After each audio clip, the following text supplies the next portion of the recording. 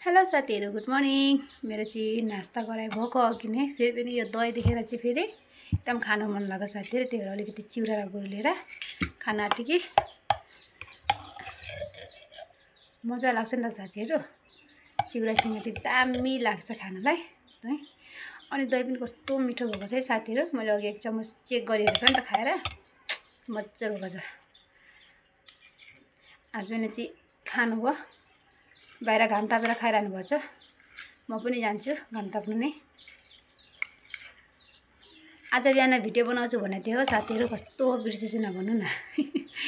भुलि गएछु। हतार हतार अब बाबुको एक्जाम 9 बजेबाट स्टार्ट, अनि फटाफट बाबुलाई पनि गर्नु पर्यो। त्यही हतार हतार काम गर्दाखेरि भिडियो बनाउन भुलि गएछु। आजकल चाहिँ म धेरै भुल्ने भएको छु है साथीहरु। ल त गाइस, म पनि बाहिर गएर खानु पर्यो। टेस्टी